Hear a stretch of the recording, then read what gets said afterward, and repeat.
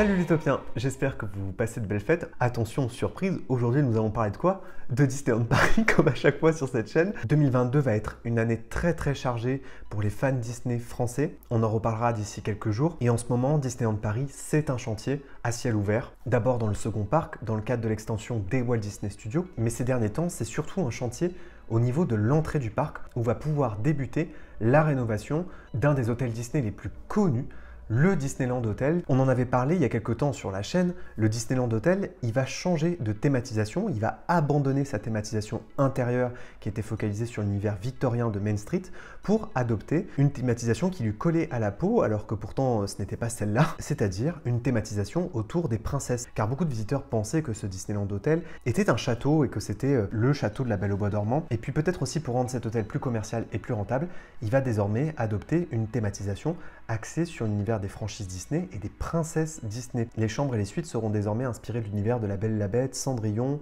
La Belle au Bois dormant, mais aussi des succès plus récents comme par exemple Réponse et La Reine des Neiges. Et justement, en parlant de Réponse, on a enfin un premier visuel de ce à quoi pourraient ressembler les chambres. Depuis quelques temps, un concept art circulait sur la chambre Cendrillon, mais là, c'est une vraie photo qu'on a eue à l'intérieur d'une chambre Réponse, où on voit un miroir qui fait clairement allusion à la chevelure de Réponse et aux fameuses lanternes qui s'envolent dans le ciel du royaume de Corona. Et la preuve malheureusement qu'on retrouvera peut-être assez peu d'éléments de la thématisation précédente, c'est que la plupart du mobilier du Disneyland Hotel a été donné. Il y a 1500 pièces de mobilier qui ont été données à des associations qui soutiennent la communauté locale. D'ailleurs, pour l'anecdote, c'est absolument incroyable de voir à quel point ce mobilier s'est retrouvé sur à peu près tous les sites de revente connus en France. Et d'ailleurs, des abonnés m'ont envoyé du mobilier de l'ancien Disneyland Hotel. C'est quand même incroyable. À propos de cette rénovation et de cette nouvelle thématisation, on a aussi appris des éléments plus techniques et plus concrets. Et on sait qu'il y aura aussi l'arrivée d'un nouvel espace culinaire dès le rez-de-chaussée au niveau du lobby de l'hôtel. Il y aura donc la création d'un lounge supplémentaire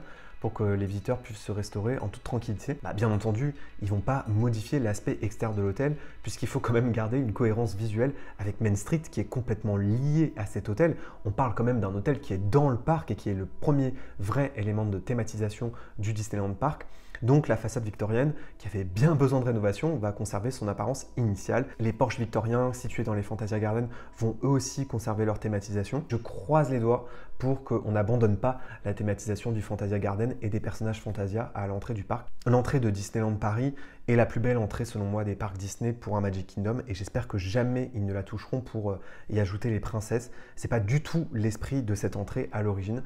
Donc je croise les doigts. Parmi les autres travaux qui d'ailleurs n'ont pas forcément été officialisés par Disneyland Paris, Small World repart en rénovation. On sait tous que Small World en réalité sort déjà de rénovation, mais c'est impressionnant de voir à quel point la façade s'est dégradée à une vitesse hallucinante. Dans mes souvenirs, Small World était intégré à la rénovation de ce qu'on appelait le plan de réenchantement de Disneyland Paris qui était prévu dans le cadre du 25e anniversaire et Small World est sorti de rénovation au moment du 25e anniversaire de Disneyland Paris, un tout petit peu avant me semble-t-il. Et donc moins de 5 ans après l'anniversaire de Disneyland Paris, ça repart en rénovation. Je ne suis pas du tout contre les réhabilitations et c'est important que la destination conserve un certain standing, surtout avec l'augmentation des prix. Mais enfin là, quand même, on parle d'une réhabilitation qui pourrait s'étaler sur une année. Il me semble que la précédente était presque aussi longue. Comme à chaque fois, il s'agit d'une rénovation principalement technique, mais je croise les doigts pour qu'ils intègrent enfin les personnages Disney à l'attraction Small World. Et c'est ce que j'attends de cette rénovation. Et pour moi, Disneyland Paris ferait un coup énorme en intégrant les personnages Disney à Small World. En Californie, dans le premier parc Disney, désormais,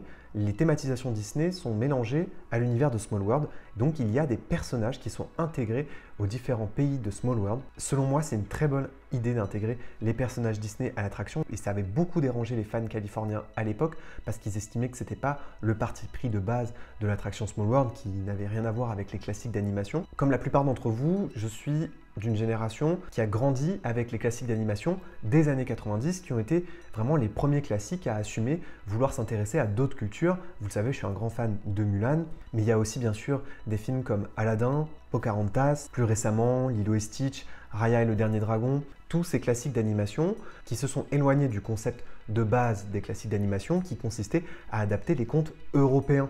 Donc à l'époque où Walt Disney était encore en vie, la plupart des classiques d'animation s'intéressaient aux contes européen. Il aurait donc pas été possible d'intégrer les personnages Disney à Small World qui, à l'époque, s'intéressaient déjà au monde entier, sauf que Disney n'avait pas pu s'intéresser au monde entier. Donc il est temps de le faire. J'avoue que le fait d'être allé en Chine, c'est aussi un peu Mulan qui m'y a poussé, parce que c'était mon classique d'animation préféré. Small World, c'est une ouverture sur le monde, comme le sont de plus en plus les classiques d'animation, et donc je fais partie de ceux qui pensent que l'arrivée des personnages Disney dans l'attraction Small World pourrait être une très très bonne idée et j'espère qu'ils le feront. Et j'espère aussi, bien sûr, qu'il y aura le retour de Small World Celebrate, c'est-à-dire lorsque le décor de Small World adopte l'univers de Noël. Je serais très curieux d'avoir votre avis en commentaire car c'est la première fois, je crois, sur mes 2 chaînes que je parle de ce sujet, de l'arrivée des personnages Disney dans l'attraction Small World. En tout cas, je l'avais fait en Californie, j'avais particulièrement apprécié et d'ailleurs, c'était plutôt des easter eggs, c'était pas trop tape à l'œil, c'était plutôt assez discret en réalité. C'est ça aussi qui m'avait marqué, c'est qu'il fallait s'amuser à les repérer et à les reconnaître. Et c'était pas si facile que ça. Alors dans le cadre aussi du 30e anniversaire de Disneyland Paris, il y a ce qu'on appelle toute la séquence d'entrée du parc, des 2 parcs, qui a été repensée. Ce qu'on appelle la séquence d'entrée du parc, c'est l'entrée des Walt Disney Studios, c'est le Disneyland Hotel et c'est aussi le passage obligé malheureusement au point de contrôle sécurité, là où les visiteurs se font vérifier leurs sacs, leurs vêtements. Ça c'est pas très glamour, c'est pas très Disney et pourtant les Imagineers ont décidé de le repenser dans le cadre de la préparation du 30e anniversaire et donc désormais ce sera un espace qui sera complètement thématisé, qui sera complètement intégré au décor et donc il n'y aura plus ces tentes vertes en plastique qui faisaient vraiment très moche. Et ce que j'ai beaucoup apprécié dans ces nouveaux points d'entrée, c'est qu'il y a quelques thématisations Disney, quelques personnages Disney emblématiques qui sont présentés. Il y a quelques clins d'œil à l'art victorien, il y a quelques clins d'œil aussi au passage couvert parisien. Parmi les autres travaux qui sont très suivis, et vous me demandez régulièrement d'en parler sur la chaîne, c'est tout ce qui se passe au niveau du Avengers Campus. Eh bien, au niveau du Avengers Campus, tout se passe bien. En ce moment, ce qu'ils sont en train de faire, ils sont en train de recouvrir la façade de l'attraction Web Slingers. C'est une façade rouge qui va un petit peu refléter la lumière. On en parlait il y a quelques jours, il y a potentiellement l'installation de la grue qui pourrait propulser les futurs Stuntronics qui pourraient être installés à Disneyland Paris. L'un d'entre vous m'a d'ailleurs dit que un permis de construire avait été déposé pour cette grue et pour ces Stuntronics. Le gros problème de Backlot, c'était qu'on était clairement sur un parking où il y avait très peu d'arbres, de végétation.